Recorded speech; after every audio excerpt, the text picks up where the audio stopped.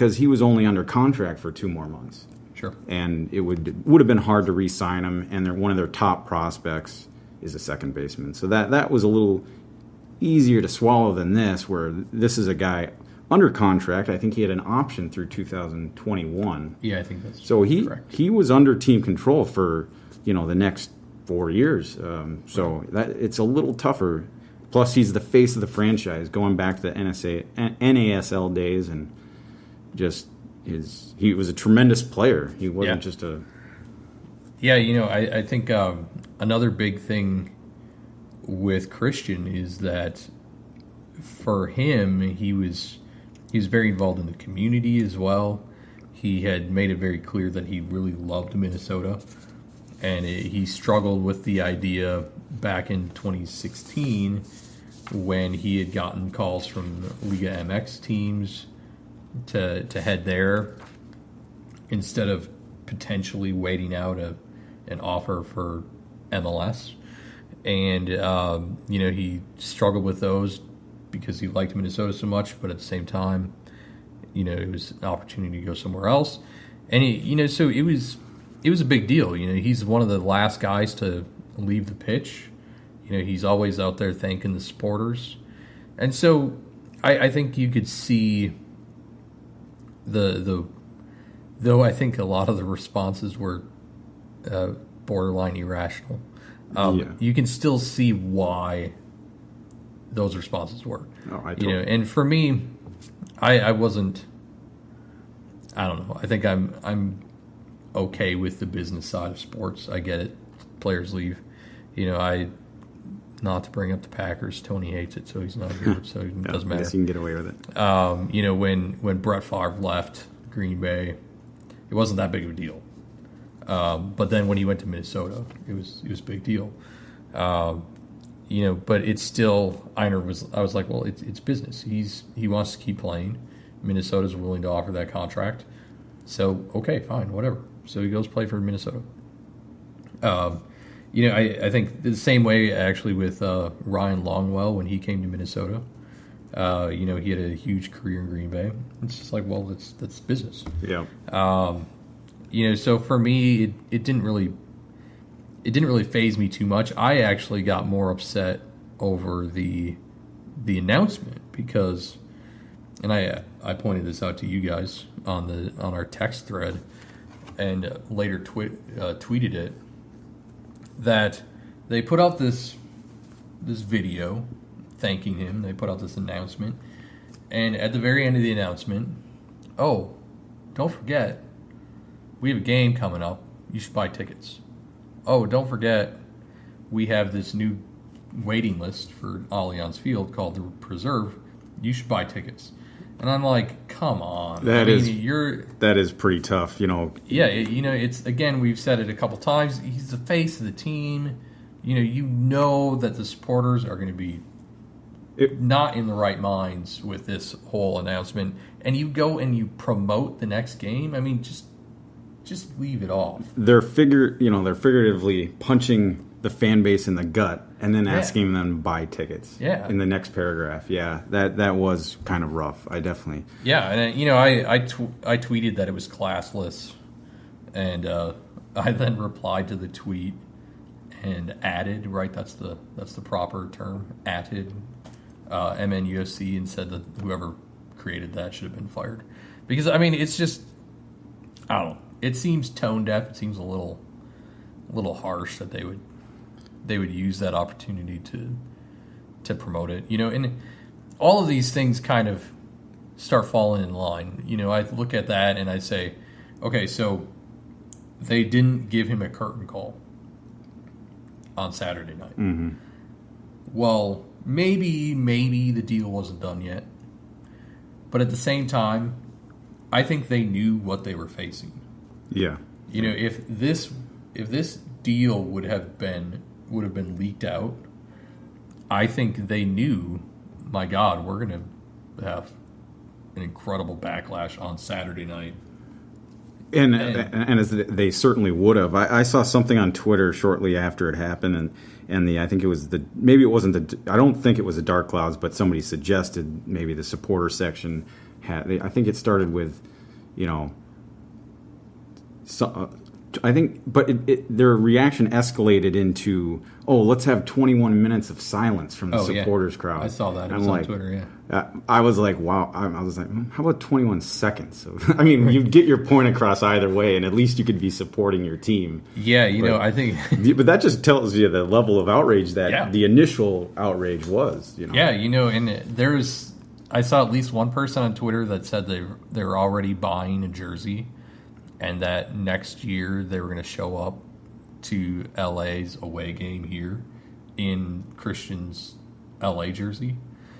And, there's some other people that suggested trying to do a TIFO of some kind that paid homage to Christian in an LA jersey. And it's like, the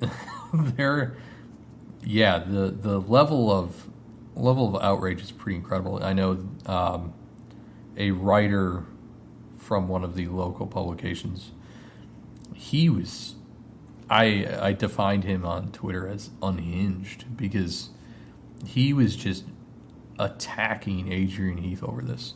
And I won't try to paraphrase anything he said because it was just outrageous. But yeah, I couldn't believe the level of hatred. It's tough because I don't think people necessarily know where to point it either. I mean, because who's driving the bus? Is it Heath saying, I need this player and that type of player and this style, I need this, you need to help me, you need to go out and get it, Ramirez is not going to work here? Or is it Manny from up top saying, no, this is what we want to build, this is my team as a general manager, this is what we're trying to do? So, or do they have a little, nice, pleasant little conversation, or are they both in agreement? It's hard to say. We don't know. Right. And I think I would imagine it's some level of both agreeing, right? And somebody else was just going after Heath, and I said, well, come on, sure, Heath can pick his players to a point, right? Yep. But Manny is ultimately probably the guy that's going to say yes or no. So obviously, this isn't all Heath's problem, right? Because somebody pulled the strings to have this deal done. And, maybe Heath didn't like Christian. Maybe he didn't feel like he fit the system. But Manny could have still said, or, even Dr. McGuire, you go that high if you want it, could have still said, look who this player is. You're going to play him. You're going to do whatever. We're not going to get rid of him. But everybody had to have been in agreement to put this transaction through. Yeah, interesting that you bring up Dr. McGuire and say, everybody had to be in agreement. Because I wonder about that. I know John Andruski probably wasn't the only person who kind of was, he was very critical of Dr. McGuire, I believe, and the ownership. But I kind of look at this particular case regarding Christian Ramirez, and I can almost leave him out of it, although I don't know if I can, but I'm assuming I can, because he might just be one of those owners that says, okay, Manny, okay, Heath, you're in charge. I'm not going to run the football operation. You guys take care of it. I'm going to keep my hands out. I own the team.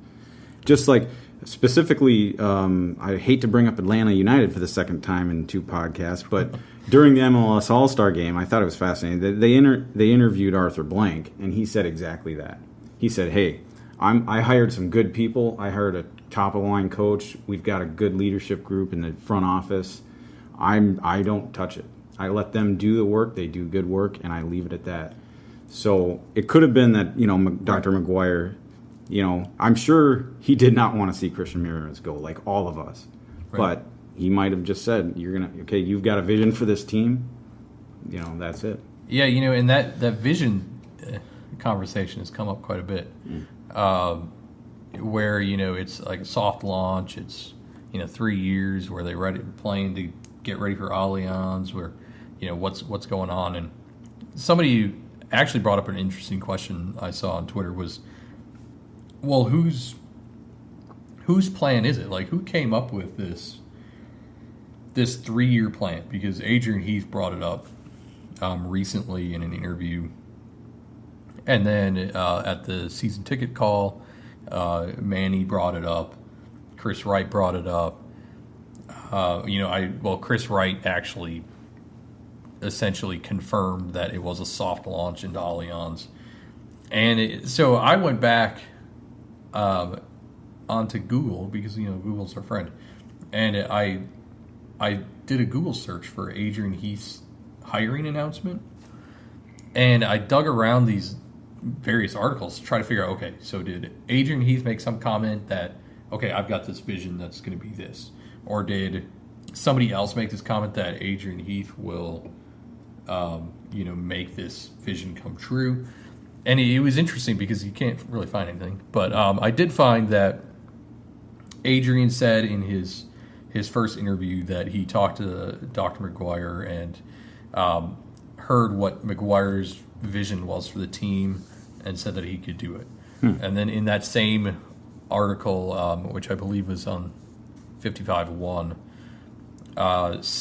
he said, well, I trust that Amos McGee and Manny Lagos can find me the players and to make us competitive. So all of a sudden I was reading those comments and I was like, well, how much of this team is actually Adrian's? Because if he said right out from the very beginning, McGee and Lagos are going to find me players to make us competitive. And I've spoken to Dr. McGuire and he's given me his vision. So does that mean that a lot of the stuff that's happening in the background today is really all the front office? Because, there were instances earlier this year where Adrian basically said that he needs players. He needs these players, and the only way that we're going to be successful is getting these players. Yet we're not getting these players. And all of a sudden I was like, okay, maybe Adrian's not entirely at fault here. But again, we know that, I did a little search on stats and found that Christian Ramirez has started 88% of the games, or has played in 88% of the games that he was available to play in, which is pretty good. But if you're the face of the team, 88% seems maybe like might be a little low. He's also been a starter in the vast majority of those games, but I wouldn't say that it was a significant number. So all of a sudden, it's like, well, okay, so maybe Adrian doesn't really like Christian's playing style. So it's really interesting to try to put blame on one person or another. I don't think we can. I think the chorus of Heath out on Twitter has grown.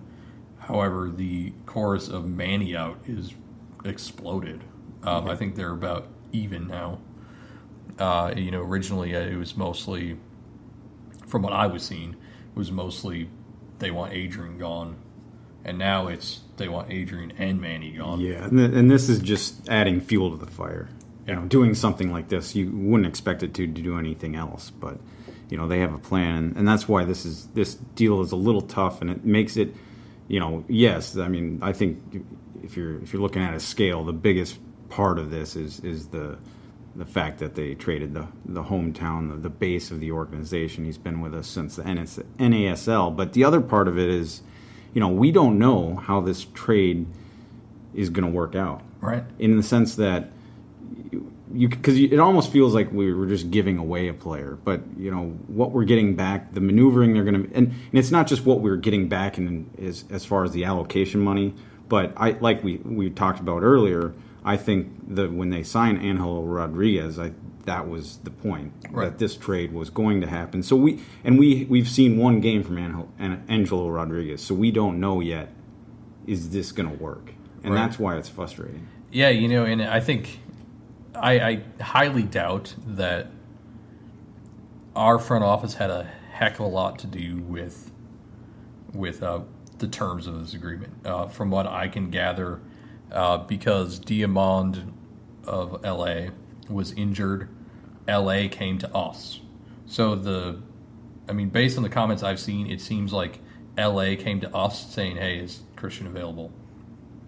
And then I would imagine we said, okay, well, we're going to need a pretty decent amount of money. and this is the package they came up with. Yeah, that's interesting that you bring that up, and it was the